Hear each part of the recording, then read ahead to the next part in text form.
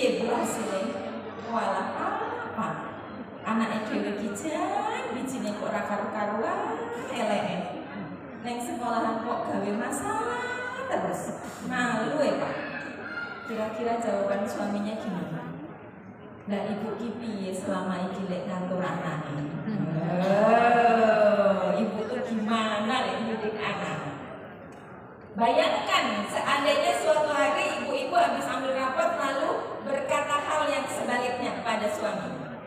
Pak, ibu tadi habis ambil rapot di sekolah. Gimana Bu hasilnya? Ya Allah Pak, anak dhewe iki nilainya apik ra karu-karuan. Wis jan paling apik ning sekolahan, prestasinya banyak banget. Kira-kira bapaknya bilang apa? Siapa bapaknya? Siapa dulu? Bapaknya. Enak aja ya, anaknya siapa dulu gitu ya. Kalau anaknya salah, anaknya jelek yang disalahin ibunya. Gak apa-apa, itu hanya intermezzo saja. Tidak boleh terjadi di dalam keluarga kita.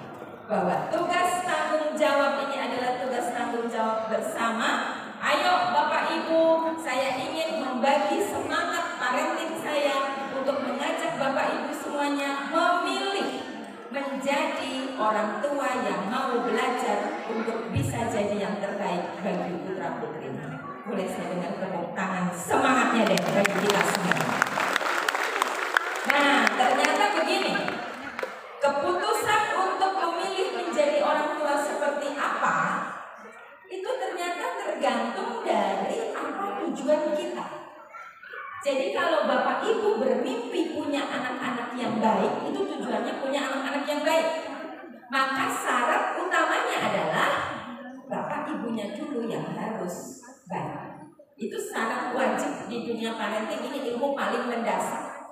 Kalau kita bermimpi punya anak-anak yang luar biasa, Bapak Ibunya dulu yang harus luar biasa, yang harus istimewa. Nah, siapa dia orang tua yang luar biasa? Orang tua yang luar biasa bukanlah orang tua yang gelarnya paling panjang, bukan. Orang tua yang luar biasa bukan yang jabatannya paling tinggi, bukan. Orang tua yang luar biasa bukan yang warisannya paling banyak, bukan. Tapi orang tua yang luar biasa adalah orang tua yang mau belajar memahami bagaimana karakter putra putri. Karena setiap anak itu berbeda-beda. Ya Bapak Ibu, kita punya anak 2, 3, itu harus belajar satu-satu. Yang dulu sudah anaknya sekarang naik kelas 6 misalnya, lalu sekarang ada yang baru masuk SD, itu berbeda karakternya. Jadi terus belajar menjadi orang tua yang terbaik. Kalau Bapak Ibu bermimpi punya anak-anak yang soleh-solehah, maka syarat utamanya Bapak Ibunya dulu yang harus soleh-solehah. Gitu ya. Karena kita ini keluarga muslim, kita tidak bisa bermimpi punya anak-anak yang sholatnya rajin tepat waktu kalau Bapak Ibunya sendiri saja belum sholat tepat waktu. Bapak-bapak tidak bisa berkata pada anak-anaknya, "Le, dan sholat le." Ya kan masjid kono lho. Nek bapak ki wis mancing ket biyen ra tau nang masjid. Oh, ya enggak bisa. Kita sudah ajarkan yang baik saja, anak-anak belum tentu sesuai dengan harapan.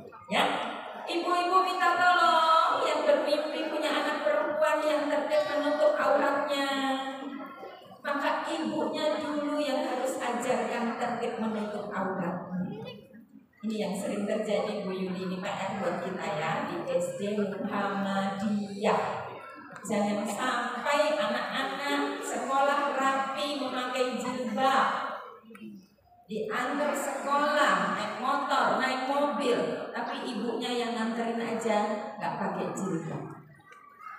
Ini malu kita, malu. Apa yang lalu ingin kita perjuangkan anak-anak untuk taat perintah agama sementara kitanya sendiri. Ini banyak terjadi. Dan nanti PR berikutnya adalah setelah anak-anak lulus dari SD Muhammadiyah. Karena lalu ini perlu menjadi pantauan sekolah juga Bu. Anak saya juga dulu dari SD Muhammadiyah, dua-duanya.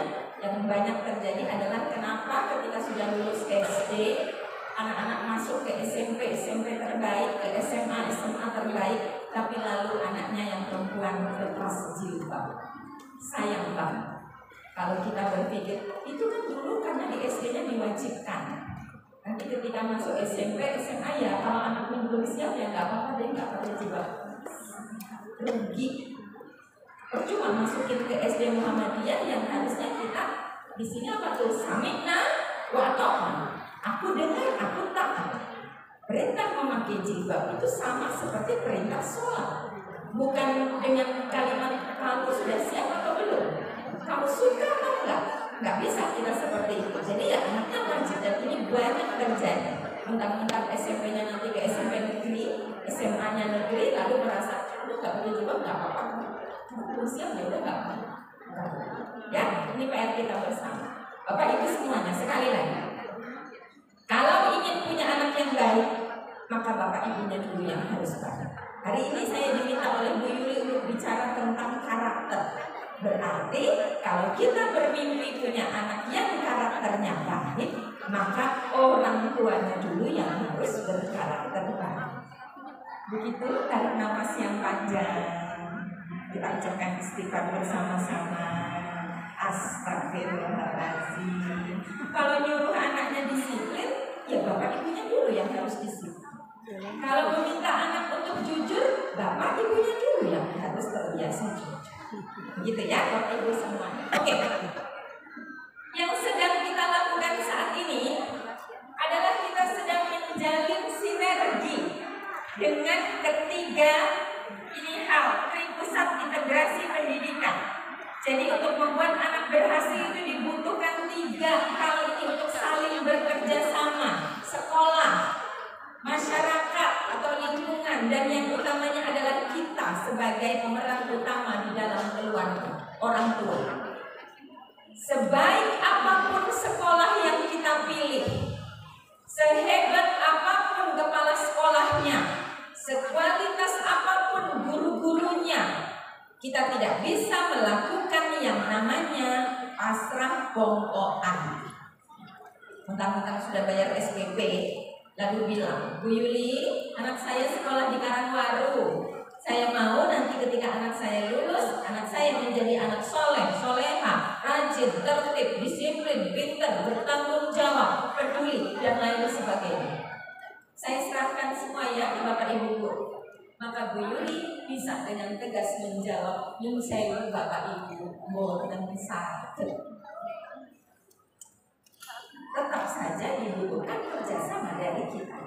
Bapak Ibu guru di sekolah itu tugasnya hanya membantu, tugasnya hanya mengarahkan, lalu kasih tahu hal-hal apa saja yang harus kita biasakan. Orang tua di rumah adalah untuk memperkuat ajaran-ajaran tersebut. Di sekolah diajarkan bahwa anak-anak kalau makan minum itu harus sambil duduk. Lalu hancur ajaran Bapak Ibu guru ketika anaknya diajak pergi jagong prasmanan. Kalau anak saya itu gak mau begini doang, terutama anak wedok, anak barat, karena dia masih sangat terngiang-ngiang tuh di benaknya. Jadi kalau saya ajak ke kondangan, nak temenin mama ke kondangan besok hari Minggu, pasti dia tanya, di sana nanti prasmanan, Mam. Iya prasmanan lah, pesta zaman sekarang. Ada tempat duduk nggak? Ya biasanya ada sih, tapi terbatas. Aku mau ikut, tapi aku jangan dipaksa untuk makan. Kalaupun dia mau makan, dia seringnya bilang gini, Mama itu orang-orang yang makan sambil berdiri itu juga SD atau enggak toh? Sekolah atau enggak? Nah ini loh kita ya, hal-hal sepele seperti itu. Bagaimana kita tetap datang tapi kita bisa mencarikan itu loh tempat duduk di situ, itu loh kursi di situ. Bagaimana kalau kita mencontohkan kita sendiri saja makan berdiri lalu sambil bicara, ngobrol dan lain sebagainya. Ini hal-hal yang kelihatannya sepele, tapi perlu kita tanamkan bahwa anak saya sekolah di SD Muhammadiyah, dan artinya menjadi anak berkualitas kalau sinergi tiga hal ini berjalan beriringan. Jadi nggak timpang, hanya ajaran sekolahnya A, yang di rumah B, dilihat di masyarakat C, mungkin anaknya bingung mau nurut yang mana. Gitu ya Bapak Ibu semuanya. Oke.